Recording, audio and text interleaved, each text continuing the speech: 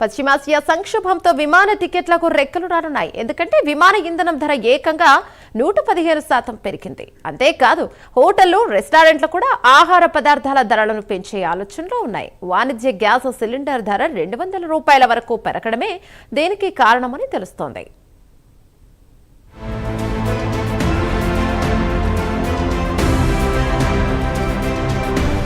పశ్చిమాసియాలో కొనసాగుతున్న ఉద్రిక్తతల కారణంగా అంతర్జాతీయంగా చమురు ధరలు పెరగడంతో కేంద్రం కొన్ని దిద్దుబాటు చర్యలకు శ్రీకారం చుట్టింది. వాణిజ్య అవసరాలకు వినియోగించే ఎల్పీజీ గ్యాస్ సిలిండర్ ధర భారీగా పెరిగింది. 19 కిలోల కమర్షియల్ సిలిండర్పై 195.50 మేర పెంచుతూ ప్రభుత్వ రంగ చమురు సంస్థలు నిర్ణయం తీసుకున్నాయి. పెరిగిన ధరలు వెంటనే అమల్లోకి వచ్చాయి. ఈ పెంపుతో ఢిల్లీలో వాణిజ్య సిలిండర్ల ధర ₹2,079కు చేరింది.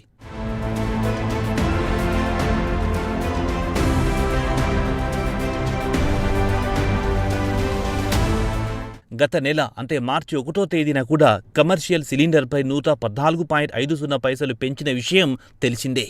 నెల తిరిగేసరికి మరోసారి ధరలు పెరగడం గమనార్హం. అయితే గృహ వినియోగ గ్యాస్ సిలిండర్ ధరల్లో మాత్రం ఎలాంటి మార్పు లేదని కేంద్రం స్పష్టం చేసింది.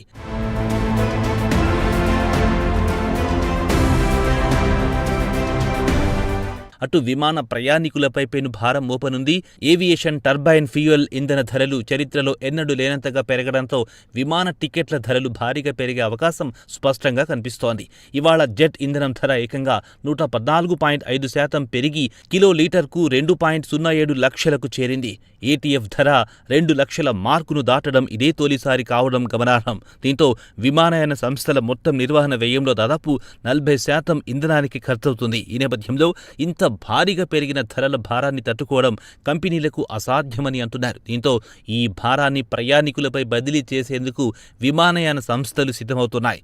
టికెట్ ధరలను భారీగా పెంచడం మినహా వాటికి మరో మార్గం లేదని అధికారులు విశ్లేషిస్తున్నారు.